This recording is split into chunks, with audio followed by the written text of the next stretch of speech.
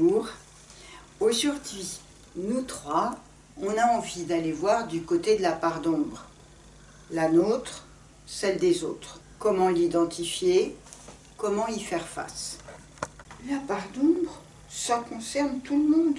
On est toutes et tous capables du meilleur comme du pire. Qu'est-ce que tu entends par la part d'ombre? L'ombre, on peut la voir de beaucoup de façons. Mais d'abord, la première serait les pensées négatives qu'on a toutes et tous. Et ensuite, la part de mystère, d'incertitude avec laquelle on chemine dans la vie. Mais c'est quoi les pensées négatives? Ça peut être l'envie, la haine, le rejet, l'envie de détruire. Ça peut même aller jusqu'à l'envie de meurtre. Ce sont souvent des pensées, mais ça peut même être des actes. Tu vois, par exemple, la fascination des gens pour les faits divers, pour les polars. Ça montre que c'est un sujet universel. On a toutes et tous subi la part d'ombre de quelqu'un d'autre, et aussi on a pu développer cette part d'ombre au cours de sa propre histoire. Qu'en disent les psys?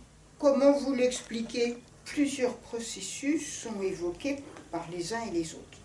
Par exemple, Sigmund Freud.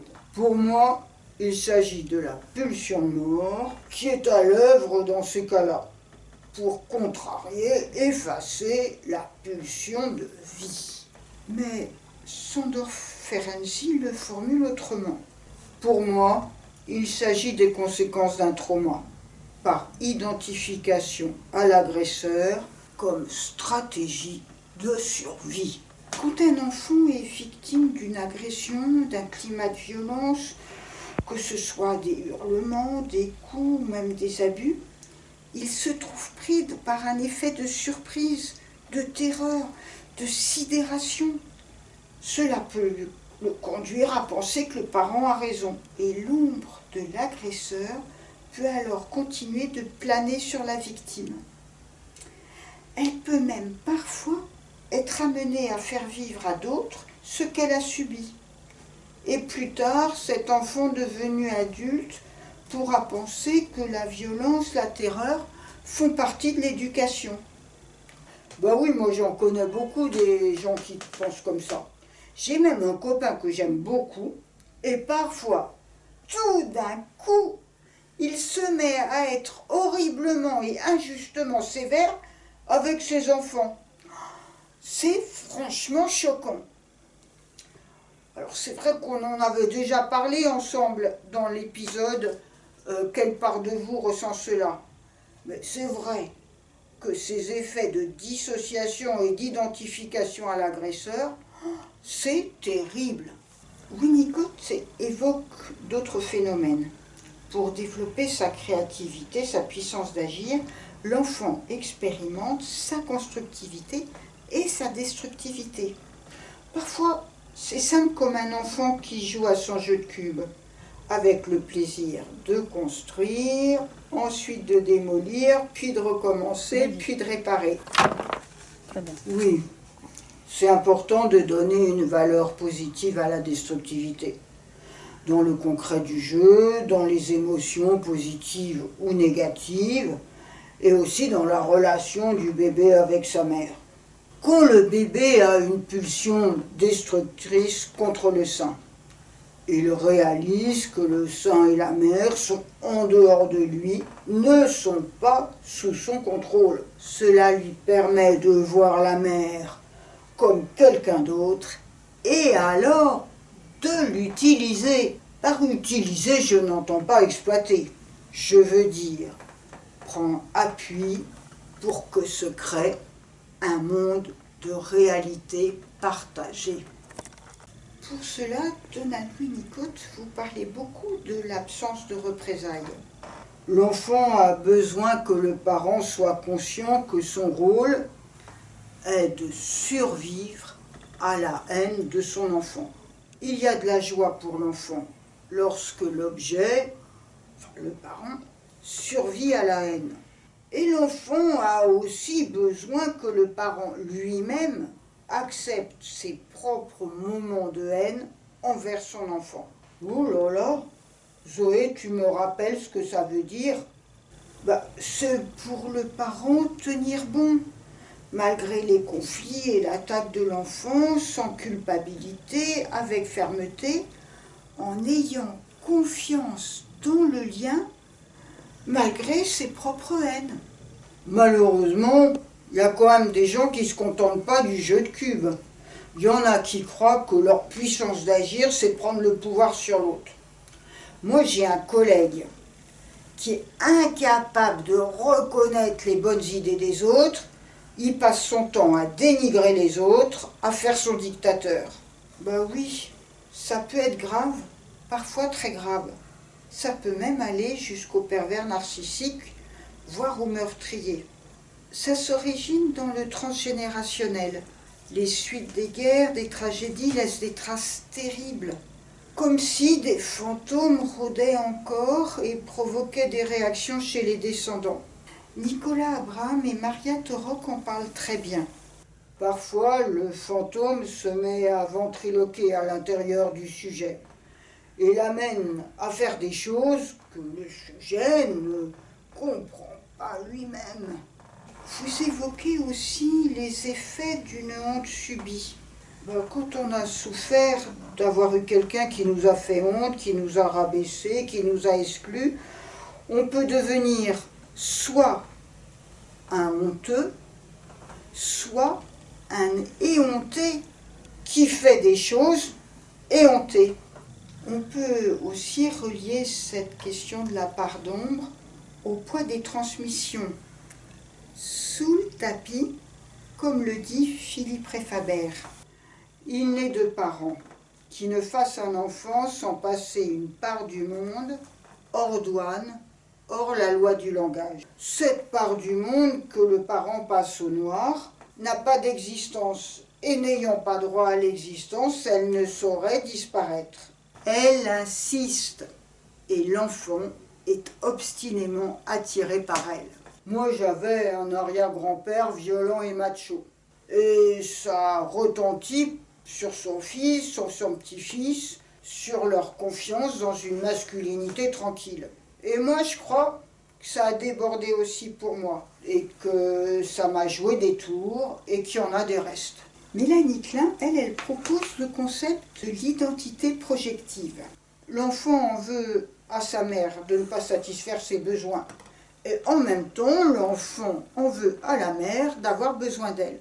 L'enfant projette sa colère sur sa mère, qui devient un mauvais objet, une personne mauvaise. Carl Jung a lui aussi évoqué l'image de l'ombre. On ne peut voir la lumière sans l'ombre. On ne peut percevoir le silence sans le bruit. On ne peut atteindre la sagesse sans la folie. Ce n'est en regardant la lumière qu'on devient lumineux, mais en plongeant dans son obscurité. À quelles conditions alors peut-on traverser cette part d'ombre? Déjà la nôtre, et puis comment on peut se défendre de celle qui vient des autres? Dans ces deux cas, il me semble qu'il faut de la clairvoyance et des appuis. Pour la clairvoyance, il faut débusquer tous les effets de mafia, les occultations, les impostures qu'on a vécues autrefois. On peut peut-être comprendre ainsi la phrase énigmatique de Franz Kafka. Il nous incombe encore de faire le négatif. Le positif nous a déjà été donné. Je crois qu'on peut interpréter de différentes façons cette phrase, mais je crois qu'elle se réfère entre autres à ses pensées quand il errait dans les rues de Prague en pensant à son père qui le rejetait et qui l'humiliait sans cesse. Dans le magnifique texte « Lettre à mon père », derrière le discours bien pensant de son père sur la famille, il y avait l'ombre et la violence cachée chez ce père contre lui. Parfois, Zoé, on n'ose pas être clairvoyant. Ce serait sans doute trop triste de voir tout ce qu'il y a à voir. On serait désespéré. Pour aider à la dépression, à la détresse, beaucoup de gens renoncent à la clairvoyance. Ils sont dans le déni de ce qui est arrivé. Alors, comment on fait? C'est là qu'il faut des outils et des appuis pour oser affronter ses émotions. Si on sait que quelqu'un comprend ce qui est arrivé, Si on rencontre quelqu'un qui sait que la destructivité fait partie de la vie autant que la constructivité, c'est moins dur. Toni Morrison, cette écrivaine afro-américaine, le dit magnifiquement. Elle met en scène deux personnages au destin tragique qui ont été réduits à l'esclavage autrefois. Quand la vie les fait se rencontrer à nouveau, l'héroïne, Seth, pense que le bonheur leur est interdit. Mais c'est en voyant l'ombre de leurs mains se toucher qu'elle réalise que quelque chose va pouvoir se réaliser. Ils ne se touchaient pas par la main, mais leurs ombres si. Elle ne cessa de les contempler qu'après avoir décidé que c'était bon signe. Cette image de l'ombre et de la traversée, de la souffrance, de la détresse, de la violence, pourrait nous dire que ça peut faire advenir quand même quelque chose de meilleur? Oui, Clément, parfois. Mais il faut aussi penser à un autre cas de figure. Quand la part d'ombre des autres tente de nous menacer, quand on est en proie à un prédateur dans le domaine personnel, familial, amoureux, social, dans les sociétés ou dans la politique. Par exemple, les pervers narcissiques. Ceux et celles qui ne font que manipuler, que exploiter l'autre, qui se mettent à l'abri de leurs propres conflits internes en se faisant valoir aux dépens de leur entourage. Ça me fait penser à un article que j'ai lu récemment sur les harceleurs à l'école. Un adulte témoignait avoir été harceleur enfant en disant qu'à l'époque, personne ne l'avait arrêté.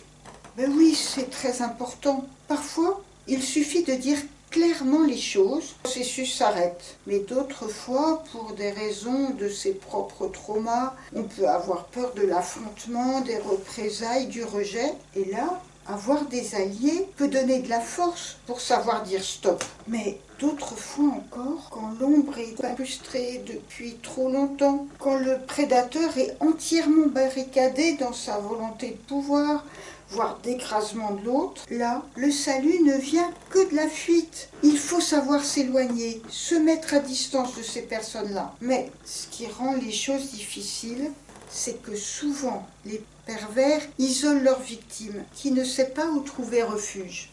Mais Zoé, est-ce qu'on est obligé de rester dans l'ombre, dans le négatif, quand on a vécu des traumatismes graves ? Alors est-ce qu'on pourrait pas essayer de regarder quand même du côté lumineux de la vie? Bien sûr, mais à certaines conditions. Notamment en étant conscient que cette part d'ombre existe à l'intérieur de soi et ailleurs. Savoir qu'on pourrait être capable de mal se conduire et choisir de ne pas le faire. Mais pour se rendre compte de cela, il faut l'expérimenter avec un autre. C'est le rôle des thérapeutes. Face à des personnes envieuses, remplies de ressentiments, de haine, le rôle du thérapeute est de tenir bon. Donald Winnicott le dit très bien. Dans la pratique psychanalytique, les changements positifs peuvent être profonds. Mais ils ne dépendent pas du travail interprétatif, mais de la capacité qu'a le thérapeute de survivre aux attaques. Cela implique la survivance à la destructivité de ces attaques. Cela implique l'absence de représailles, quel que soit son amour, sa sympathie envers ces malades. Le thérapeute ne peut éviter de les haïr et de les craindre. Mais mieux il le sait, moins il laissera la crainte et la haine déterminer sa façon d'être avec ses patients.